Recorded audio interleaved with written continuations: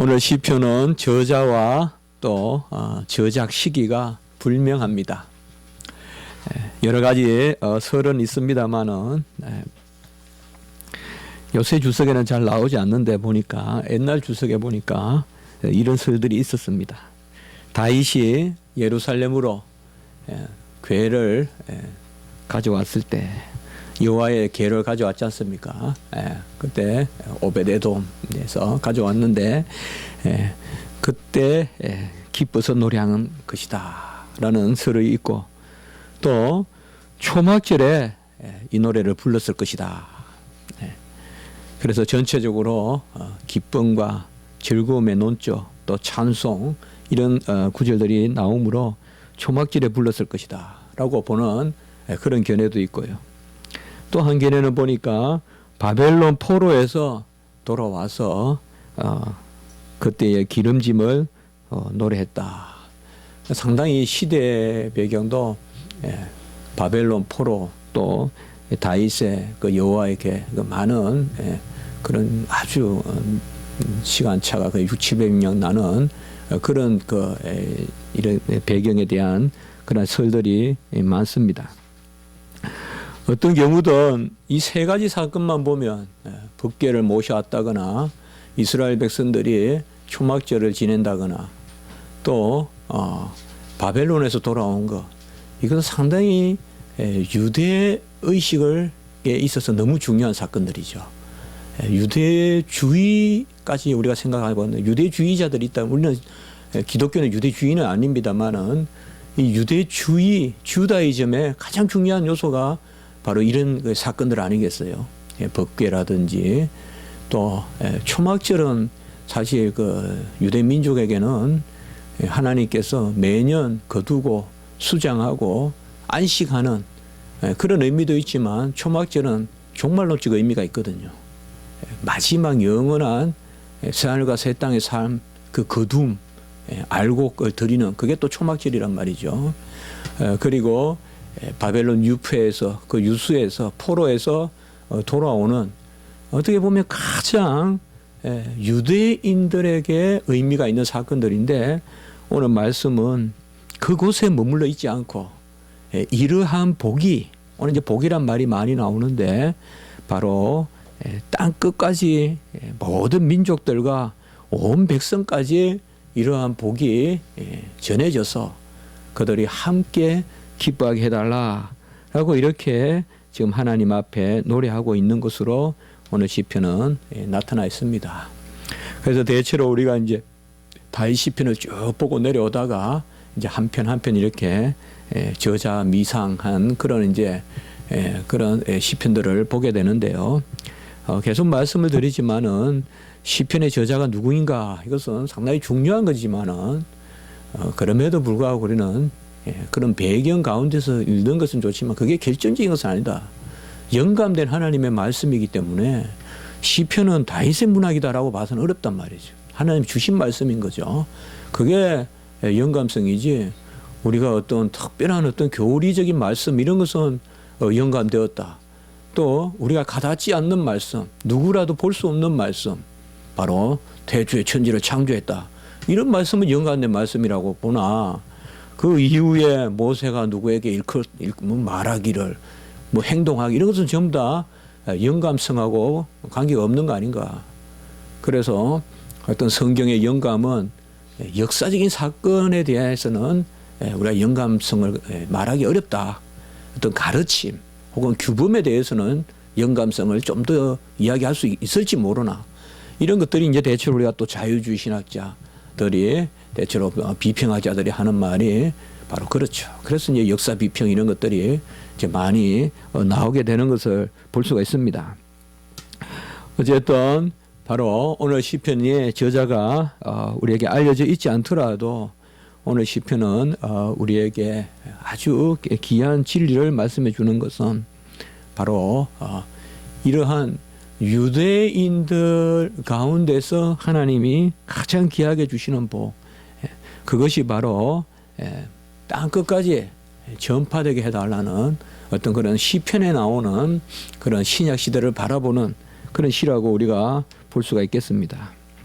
1절을 보면 아주 전형적인 그런 유대주의 축복 양식을 우리가 볼 수가 있는데요. 민수기에 나오는 바로 하나님은 우리에게 은혜를 베푸시사 복을 주시고 그의 얼굴빛을 우리에게 비추사 이렇게 말씀하고 있습니다. 복이 그의 얼굴빛을 비추는 것으로 이렇게 묘사되어 있습니다. 우리가 충분히 이해할 만합니다. 얼굴빛을 비추라 그러겠어요. 왜? 그냥 만나자 하든지 나에게 오소서라고 하지 않고요. 여러분 태양을 오라고 하는 사람이 있겠어요? 태양아 나에게 던져져라 이렇게 기도하는 사람이 있겠냐고요. 태양 빛을 달라 그러겠지. 태양은 내 근처에 오면 타버리죠. 어떻게 보면 구약시대 때 뭐 이건 제 어떤 간조인지 모르겠지만은 구약시대 때 이 얼굴빛 저는 이 얼굴빛이 한때는 되게 좋게도 느껴졌지만 어떻게 보면 뭔가 모르는 또 거리감일 수도 있고요. 그러니까 하나님의 얼굴빛을 비춰달라 이 말은 사실 우리가 이해 못할 바가 아니죠. 이 이상 어떻게 구하겠어요. 하나님이 우리 가까이 오면 우리는 그냥 사라져버리죠. 우리 존재가 타버리든지 태양도 만질 수 없는 우리 존재가 어떻게 여호와의 빛을 여호와 자신을 우리가 영접할 수 있겠습니까? 어떤 그런 구약시대 때의 표현이다 그렇게 볼 수도 있어요. 물론 신약시대도 이런 표현이 나오지만 어쨌든 얼굴 빛을 비추어달라 이것은 다른 것이 아니라 여호와께서 그의 시선을 그러니까 감찰하시고 근고하신다 이런 단어들 바로 그가 우리를 바라봐 달라. 바라보는 것은 자비의 시선이 있을 수 있고 또 징계 혹은 심판의 시선이 있을 수 있는데 대체로 믿지 않는 사람들은 여호와가 바라보는 것을 두려워하죠. 그러나 믿는 백성들이 이게 벌써 특권이에요. 얼굴빛을 향하여 달라는 것은 아무나 하지 못한다. 우리가 믿지 않는 사람들도 종교성이 있지만은 믿지 않는 사람들의 종교성은 신을 두려워하는 데 있어요. 신을 금내는 데 나타나지 신을 찬미하는 데 나타나지 않아요. 우리가 일반 은총적으로 그러한 하나님을 알만한 지식과 종교의 씨앗을 주었다. 양심을 주었다 하는데 이런 양심의 작용 어떤 하나님을 알만한 지식 종교의 씨앗이라든지 이런 것들이 언제 발동을 하느냐. 하나님의 저주를 느낄 때 발동해요. 그래서 하나님이 적극적으로 우리에게 얼굴을 향하게 달라라고 기도한다는 자체가 은혜예요. 이건 아무나 할 수 있는 게 아니에요. 만에 하나나 하는 거지 천에 하나나 하는 거지 아무나 이 기도하는 게 아니에요. 우리는 너무 익숙해서 여호와여 오소서 하나님을 좀 더 가까이 모시려고 하는 이게 복이에요. 이미 이게 복이에요. 하나님의 은혜가 없고 거듭남이 없으면요 하나님 제발 좀 멀리 있으라. 종말이 좀 제발 나중에 와라. 끝이란 단어만 들어도 벌써 두렵고 말이죠. 안 믿는 사람들이 무슨 노스트라다무스니 이런 것들에 얼마나 두려워합니까 세상이. 그건 우리 믿는 사람들이 생각하는 이상이거든요. 안 믿는 사람들이 어떤 UFO라든지 이렇게 뭐 종말 이야기하고 이러면 그건 왜 그러냐 하면 하나님이 가까이 오시는 것을 두려워하는 거예요. 그러나 이스라엘의 복 오늘 여기 복은 뭐예요? 그의 얼굴빛을 우리에게 비추어 주시사 여호와를 가까이 오게 해달라고 구하면 그건 택함받은 백성이라고 생각해요. 우리가 그런 데서 확신을 찾으면 되는 거예요. 내 정서로 뭐 하나님 있다는 걸 확신한다. 그런 데서 찾지 말고 전인격적으로 찾으라 이거죠. 주여 저를 만나 주시옵소서. 그러면 여호와를 믿는 거지 뭐예요. 그 여호와 믿는 거 아니에요. 저는 뭐 하나님 믿는지 모르겠어요. 그럼 제가 이렇게 물어보죠. 어젯밤에 기도했습니까? 기도했습니다. 어떻게 기도했습니까? 여호와의 은혜를 베풀어 주소서. 여호와를 만나 주시옵소서. 여호와의 응답해 주소서. 그게 믿는 거지 뭡니까? 그 하나님을 믿지 않는다면 떠나소서 한다 이 말이에요. 그게 총체적으로 우리가 분명히 그렇게 막 여호와를 간절히 구해놓고는 나 여호와 믿는지 안 믿는지 모르겠다. 이건 완전히 이성이에요. 구하는 것은 오히려 진실에 가깝다. 영적이고 진리에 가깝다. 그래서 바로 저는 이렇게 찾는다는 거, 구한다는 거, 이게 바로 은혜다 이 말, 복이다 이 말이죠. 그런데 이 복이 어떻게 주어지냐 이 말이죠. 1절에 은혜로 주어진다 이 말이에요. 은혜를 베푸사 복을 주시는데 이 복은 은혜로 말미암은 복이다. 그 복이 뭐냐? 얼굴빛을 우리에게 비추사.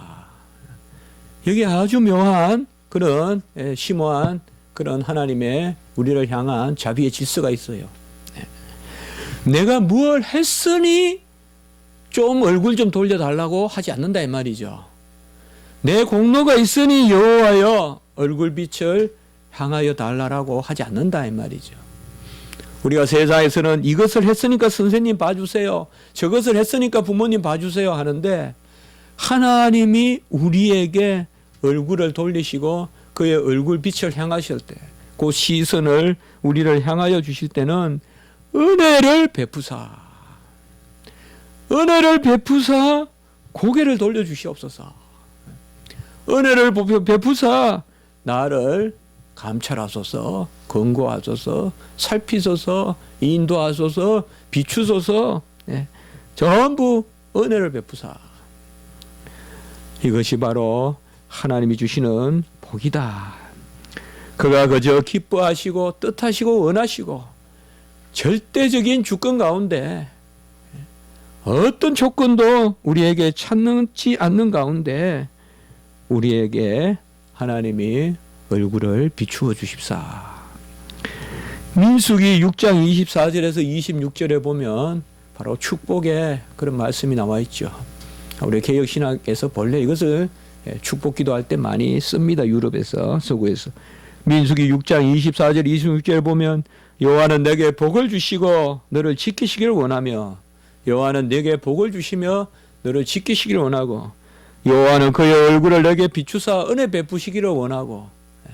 여기 보면 그의 얼굴을 비추사 은혜 베푸시기를 하고, 그리고 여호와는 그의 얼굴을 내게로 향하여 드사 평강 주시기를 원하노라. 이렇게 민수기 6장 24에서 26까지 말씀하고 있습니다. 그렇게 본다면 오늘 1절은 철저히 여호와의 백성에 관한 것이요, 이스라엘 백성에 관한 것이요, 유다 백성에 관한 것이요. 출애굽기 4장 22절에 보면 이스라엘은 내 장자라, 이스라엘은 내 아들 내 장자라 라고 한 바로 그 말씀을 반영하는 것입니다. 그런데 이러한 복을 바로 하나님께서 2절에 보시면 땅 위에 또 구원을 나라에 알리소서라고 이렇게 말하고 있습니다. 그러면 여호와께서 은혜를 베푸사 복을 주시는 그 얼굴을 향하시는 것, 이것이 이제 복이 2절에 보면 어떻게 나타나느냐? 주의 도를 땅 위에 주의 구원을 나라에 알리는 것으로. 그 지금 여호와 하나님께서 얼굴을 향하사 은혜로 복을 베푸시는데 그 복이 뭐냐? 물질이 아니고 어떤 건강이 아니고 본질적으로 말씀의 복이다 이 말이죠. 주의 도를 땅 위에. 여기 도라는 말은 어떤 이치 또 길 이렇게 될 수 있지만은 이것은 로고스의 말씀입니다. 바로 주의 말씀을 땅 위에. 이 말씀이 바로 어떤 말씀이냐? 주의 구원의 말씀이다. 2절 후반부에 보면. 그 결국은 여호와께서 얼굴을 향하사 복을 주시는데 그걸 어떻게 하느냐? 조건으로 주시는 것이 아니고 은혜로 주시는데 그 복이 어떤 복이냐? 바로 여호와의 도를 가르쳐 주시고 말씀을 가르쳐 주시고 그리하여 그 말씀으로 구원에 이르게 하시는 복이다.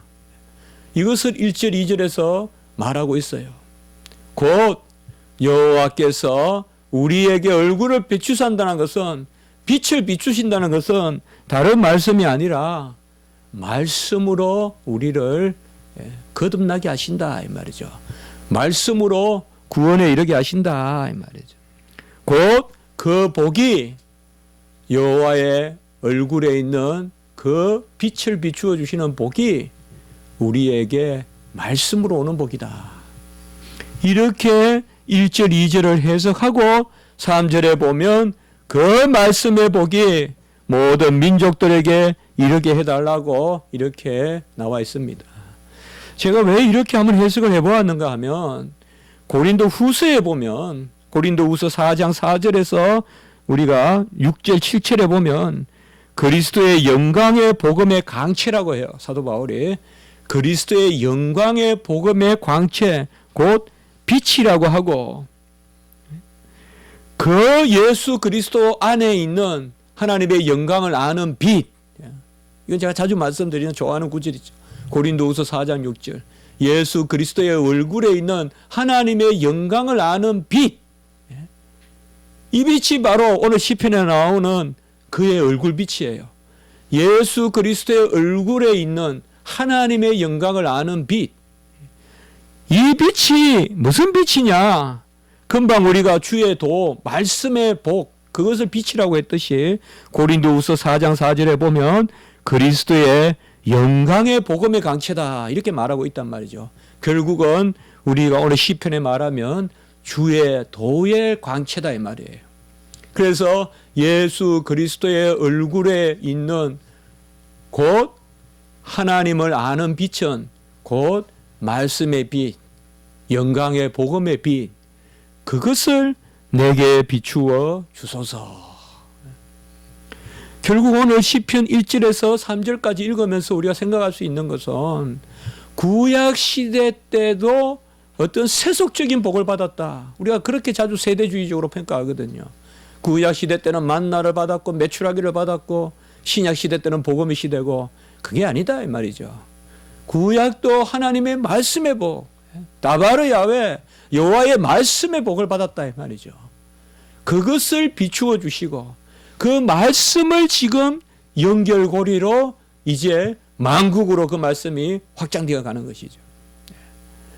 어떤 구약시대 백성들에게 비추어졌던 그것도, 그게 어떤 구약시대에 있었던 어떤 그런 전통적인 역사상 나타나는 어떤 그러한 구름기둥 불기둥 그런 것 같으면 그것은 어떻게 보면 구약시대에 갇혀있는 그들의 과거의 신앙이 되지만은 그게 아니라 마르지도 아니하고 시들지도 아니하는 그 동일한 말씀을 우리에게 비추어 주셨듯이 그 동일한 말씀을 오늘날 저 땅끝까지 이방까지 비추어 주시옵소서. 오늘 1절에서 3절 4절까지는 우리가 어렵게 해석하지 않더라도 이 본문이 우리에게 금방 와닿는 것은 바로 이런 것이죠. 그래서 고린도후서 바로 4장 7절에 보면 이 보배를 질그릇에 가졌다 이렇게 사도 바울이 이야기한단 말이에요. 이 보배를, 곧 이 보배는 영광의 복음의 광채, 이꼴 그 예수 그리스도의 얼굴에 있는 하나님의 영광을 아는 빛, 곧 오늘 1절에 나오는 여호와의 얼굴 빛, 그 보배를 질그릇에 가졌다. 이것은 우리가 말할 바도 없이 성경을 이야기하는 거죠. 말씀을 이야기하는 거죠. 질그릇에 담긴 보배, 하나님의 말씀. 그 하나님의 말씀이 바로 땅끝까지 선포된다고 오늘 말씀하고 있는 것입니다. 그래서 주의 구원이 모든 나라에 알려지고 민족들이 3절에 보면 주를 찬송하고 또 민족들이 주를 찬송하게 하소서라고 이렇게 말하고 있습니다. 이 찬송의 핵심은 금방 말씀과 같이 여호와의 빛을 누리고 또 그의 말씀을 받는 것입니다. 우리가 언제 찬송할까요? 아무리 봐도 이리 봐도 저리 봐도 여호와의 얼굴에 있는 하나님의 영광, 예수 그리스도의 얼굴에 있는 하나님의 영광을 아는 그 빛이 우리를 쬐고 그 빛이 우리 마음에 임해야 우리가 항상 즐거워하고 항상 기뻐하는 것이지. 역시 다른 것들은 아무리 우리가 이 지상에서 의미는 두지만은 절대 그런 궁극적인 의미가 되지 않는다. 금방 썩어버린다. 금방 썩어. 맛있는 오이가 썩었을 때 얼마나 썩은 냄새를 내는지 압니까? 오이는 너무나 맛있고 또 은연한 향이 있고 얼마나 우리가 덥고 이럴 때 그 오이가 좋습니까? 싱싱하고 아주 싱그럽잖아요. 싱싱하고 오이는 시원하잖아요. 오이채를 만들듯이. 이제 벌써 여름이 다가오는 것 같네요. 벌써 오이채 생각나는 거 보니. 그래도 그게 냉장고에서 그냥 푹 그냥 썩어봐요. 그냥 우리가 사실 구하는 것은 다 그런 거예요. 여러분. 배가 고프면 빵이 좋지만 빵 3개만 주머니에 넣어놓으면 2개까지는 배부르지만 1개는 그냥 썩은 거예요. 먹기도 싫고 벌써 배만 부르면. 그런데 예수 그리스도의 얼굴에 있는 하나님의 영광을 아는 빛, 영광의 복음의 광채, 질그릇에 담긴 보배, 고린도후서 4장 4절 6절 7절 이런 말씀 것만 말씀드렸듯이 그런 것을 이 땅의 모든 백성들에게 알려달라. 이런 것을 우리가 세대주의적으로 해석하면 안 된다 이 말이죠. 구약을 해석할 때 분명한 것은 구약 백성들은 여호와의 말씀의 백성이요 범사에 그들이 뛰어난 점이 있으나 로마서 3장 1절 2절에 영역에 보면 말씀을 맡은 것이 이스라엘 백성의 뛰어난 점이다. 그들에게 하나님이 말씀을 주시고 그 말씀으로 여호와를 만난 것이죠. 마태복음 28장 19절 20절 우리가 잘 아는 말씀이죠. 너희는 가서 모든 민족을 제자로 삼아 아버지와 아들과 성령의 이름으로 세례를 베풀고 내가 너희에게 분부한 모든 것을 가르쳐 지키게 하라. 민족으로 제자를 삼아 세례를 베풀고 지키게 하라.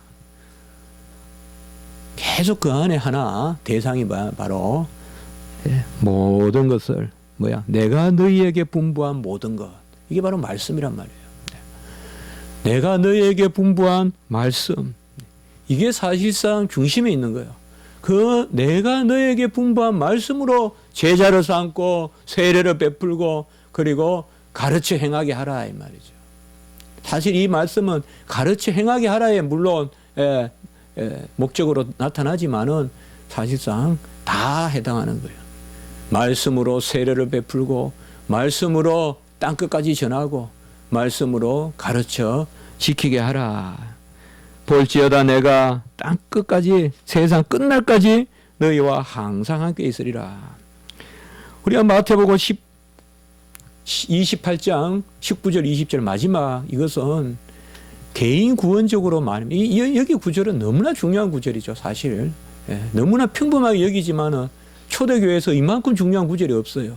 삼위일체 하나님을 정확하게 드러내고 또 세례 드러내고 또 영원히 함께 있으리라는 임마누엘의 하나님을 드러내는 거예요. 여기에서 우리는 요한복음 14장 16절 17절 내가 너희와 항상 함께 있어. 영원히 떠나가지 아니하시는 그 보혜사 성령을 사실 여기서는 전제하고 하는 말씀이죠. 보혜사 성령을 주심으로. 그런데 한 가지 놓치지 말아야 될 것은 마태복음 28장 19절과 20절은 교회적인 문맥 가운데 읽어야 돼요. 이게 상당히 중요한 부분이에요. 그러니까 우리가 요한복음 같은 경우는 좀 더 보혜사 성령의 임재로 말미암은 개인 구원의 차원이라고 말할 수 있다면 요한복음 14장 16절 17절에 나오는 보혜사 성령이 임하면 항상 영원히 떠나가지 아니하시고 그것이 우리와 함께 우리 안에 있다고 할 때는 그것은 좀 더 우리 내적 혹은 인격적 성령의 임재라면 이 마태복음 28장 19절에서 20절은 교회적 임재. 볼지어다 내가 영원히 교회를 떠나지 않겠다는 거예요. 영원한 교회, 바로 교회가 주님 오시고 완성되지 주님 오시면 폐지되지 않는다 이 말이죠. 제가 최근에 이제 다음 주에 종말론에 대한 그런 강의를 이제 우리 전체 또 교단 신학부에서 해야 되는데요. 바로 우리가 뭐 전천연설이나 무천연설이나 또 간혹은 찰스 하찌아 같은 후천연설은 우리가 다 교훈으로 받을 수 있어요. 개혁주의 종말론이다 그러면 그런 것을 다 받을 수 있어요. 물론 우리는 이제 요새는 무천연설이 대세고 전천연설은 조금 가미되고 후천연설은 조금 시대적으로 아무리 봐도 이게 지상에서 주님 오시기 전에 천년왕국이 완성될 것 같지 않거든요. 후천연설은 좀 낙관적일 때, 부흥운동이 많이 일어나고 할 때, 그때 후천년이 좀 있었긴 하지만은, 그래서 분위기가 이게 주님 이 땅에서 천년왕국이 있다는 거 이건 좀 어불성설 같다. 그래서 후천연설은 이제 이 땅에서 천년왕국이 세워지면 후에 주님이 오시겠다는 거잖아요. 그래서 이제 후천연설은 좀 이렇게 등한시하죠. 그러나 이 후천연설도 왜 찰스 하찌나 비비 워필드나 이런 분들이 후천연설을 취했을까요? 그것은 다른 것이 아니라 그들이 성경을 많이 몰랐을까요? 워필드는 성령 영감에 대한 세계에서 가장 중요한 책을 썼는데요. 비비 워필드는. 그럼 워필드가 성령 영감을 모르고 성령을 문자적으로 해석할 줄 몰라가지고 전천연설을 안 했을까요? 혹은 무천연설을 안 했을까요? 그건 다른 것이 아니라 그 시대에는 19세기 말에는 이제 자유주의 신학이 있고 이러다 보니까 좀 더 이 복음의 능력 또 전도 이런 걸 강조했어야 돼요. 그러니까 더욱 하나님의 말씀 전하기에 힘쓰고 이 시대에 하나님이 추수할 백성들을 모으기를 원하신다. 우리가 여기서 일을 다 해야 주님이 오신다. 이런 개념이 강하단 말이에요. 그러다 보니까 후천연설이 발전하는 거예요. 이 땅에서 온전히 복음화되면 주님이 오신다. 그러면 대체로 후천연설이거든요. 이거는. 온전히 복음화 돼가지고 그 복음화를 천년왕국으로 보는 거예요. 그렇게 보는 게 워낙 천년왕국이 많으니까 천년설이. 그래서 복음화를 천년왕국으로 보면 이 땅에서 온전히 복음화가 되면 주님이 그때 오신다. 왜 제가 이런 말씀을 드리는가 하면 이런 류의 후천연설은 우리가 좀 교훈받을 필요가 있어요. 오늘날은 너무 무천연설, 전천연설 이야기하면서 주님 오시면 뭐 하시겠다는 그런 내팽개치는 성격이 좀 있어요. 말세는 그저 고통스러우니까 견디면 되고. 그래서 이 땅에서 우리가 뭘 해야 될 것에 대한 인식이 부족해요. 이 땅에서 뭘 해야 될 것에 대한 인식이 부족하다고요. 믿음은 좋은데, 말씀을 문자적으로 해석하는 그런 믿음은 좋은데, 이 땅에서 우리가 뭘 해야 되겠다.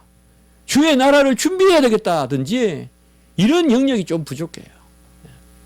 물론 여기저기 말은 이렇게 하면 이렇게 저렇게 하면 조금씩 그렇지만은, 세대주의적 그러한 전천연설은 우리가 결코 받을 수 없죠. 그 세대주의적 전천연설은 뭐가 문제인가 하면 구약의 유대 왕국이 있었고 이걸 예수님이 성취하러 오셨다는 거예요. 이 땅에. 그래서 초반기에는 예수님은 왕국에 대한 설교를 많이 하셨다는 거예요. 왕국에 대해서. 그게 대표적으로 이제 우리가 팔복이라든지 이 하나님의 왕국이라든지 또 침노한다든지 이런 것들이 많이 나온다는 거예요.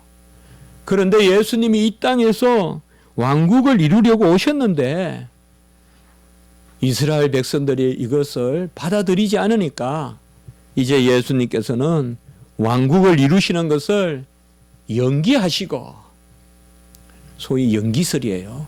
연기하시고 잠시 교회를 세웠다는 거예요. 교회를. 그래서 세대주의자가 말하는 교회 시대. 그리고 이 잠시 교회를 세우고 곧 이제 이 교회는 없어지고 천년왕국이 오면 구약 시대의 유대 왕국이 다시금 완성된다는 거예요. 그래서 유대 지상 국가가 세워진다. 이것이 세대주의적 전천연설이에요. 네. 제가 갑자기 느닷없이 왜 이 말씀을 드릴까요? 오늘 말씀에서 우리가 기억해야 될 것은 교회의 완성을 뜻한다 이 말이죠. 구약의 왕국이 따로 있고 신약의 교회가 전혀 본질적으로 다르게 존재하고, 그리고 신약의 교회는 잠시 삽입된 간주국과 같고 결과적으로는 다시 유대 왕국이 이루어질 것이다. 그렇게 보는 입장에서는 오늘 1절과 2절의 말씀을 결코 말씀으로 해석하지 않아요. 구약의 전통이라든지 구약의 의식이라든지 제사라든지 이렇게 해석해요. 그런데 우리는 오늘 1절에서 2절 주의 도, 신약에도 주의 도란 말씀이 나오잖아요. 이거는 로고스를 뜻하거든요. 말씀을 뜻하거든요. 그러면 결국은 구약이나 신약이나 언약의 말씀은 일관성이 있고 일체성이 있고 그 말씀이 궁극적으로 교회를 이루는데 이 교회는 영원하다. 그러니 민족들이여 노래하고 기뻐하고 즐거워할지어다. 오늘날 이런 이단들이 많고 이러한 세대주의적 사고를 가장 많이 하는 그러한 소위 이단들이 몰몬파라든지 밑에 있는 여호와의 증인이라든지 다 이런 세대주의자들이에요. 교회 시대는 가고 다시 왕국이 온다는 거예요. 여호와의 왕국, 왕국이 온다. 제가 들어올 때 보면 항상 이 여호와의 증인 여기 한번 슬쩍 힐끗 보고 와요. 제가 그 뭐 보는지 알아요? 의자 보는 줄 알아요? 아니에요. 앞에 항상 말씀이 하나 걸려 있어요. 무슨 말씀이? 왕국을 기대하자 뭐 이런 것들 있잖아요. 앞에 딱 붙여놨어요. 그 벌써 달라 우리하고는 느낌이. 우리는 이 땅에 주님께서 교회를 이 땅에 와서 형성했어요. 뭐요? 자신의 영을 주심으로 오순절 교회. 이 교회는 구약의 왕국 혹은 구약 교회의 연장, 구약 교회가 성취된 거고 그것이 이제 완성되는 것이 이제 종말이에요. 그래서 새하늘과 새 땅, 새 예루살렘, 영원한 교회에서 우리가 하나님과 함께 사는 것입니다.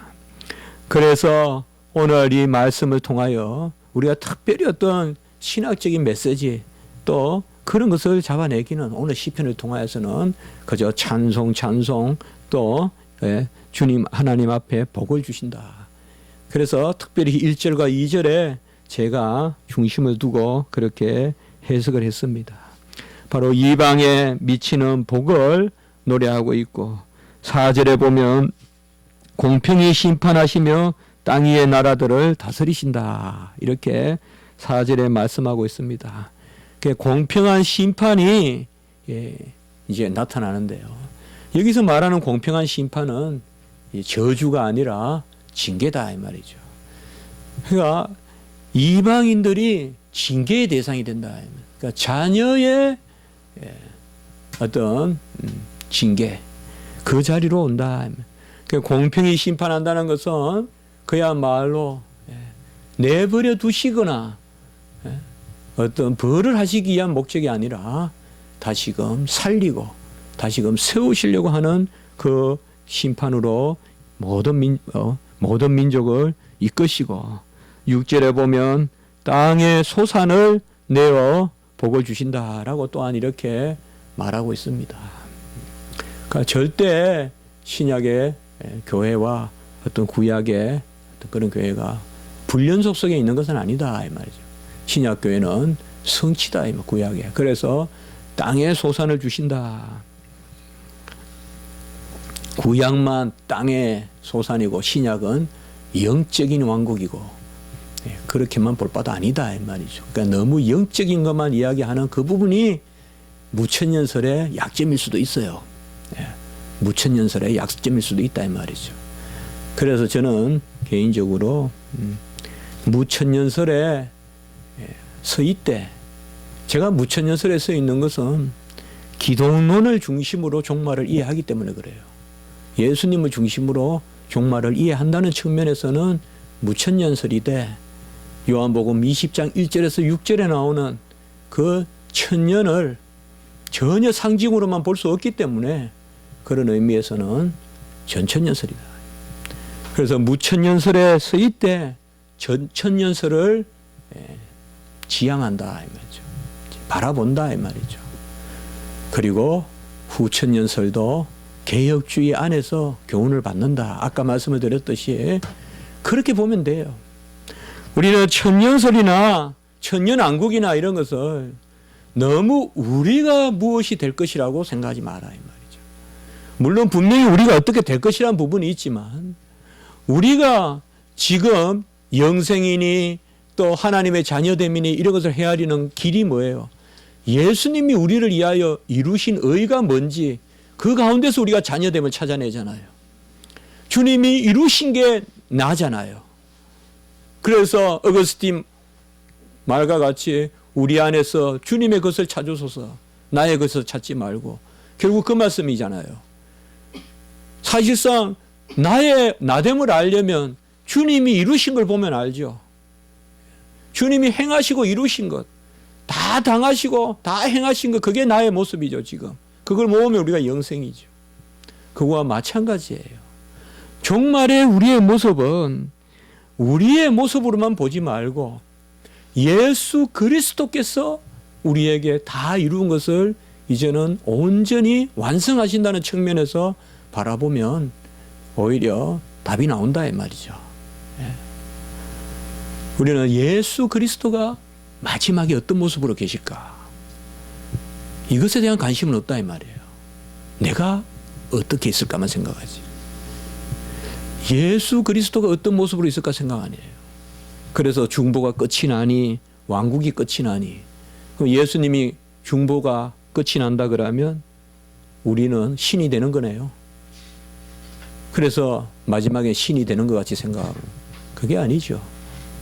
예수님은 새하늘과 새 땅에서도 그분이 보좌에 계시죠. 언제든 우리 인간은 하나님 자신의 중보가 없이는 하나님께 나아갈 수 없어요. 새하늘과 새 땅이라고 해서 하나님이 바뀌는 거 아니에요, 여러분들. 하나님의 입장에서는 작은 시대일 뿐이에요. 우리는 그런데 자꾸 종말에는 하나님이 바뀔 거라고 생각해요. 아니거든요. 오늘 말씀에 보면 같이 합니다. 땅의 모든 끝이 하나님을 경외하리로다. 이것이 바로 주시는 말씀입니다. 오늘 내가 특별히 이렇게 말씀을 조금 종말론 쪽으로 본 것은 종말론을 읽다 보면 이 시편에 이런 말씀들이 많이 인용이 된다는 거 아셔야 돼요. 시편에 이런 말씀들이. 그래서 좀 과한 해석이라 이렇게 생각할지 몰라도 우리가 종말론적 토양에서 이런 시편을 바라볼 수 있어야 된다. 그렇게 오늘 한번 전하는 것입니다. 한번 기도드리겠습니다.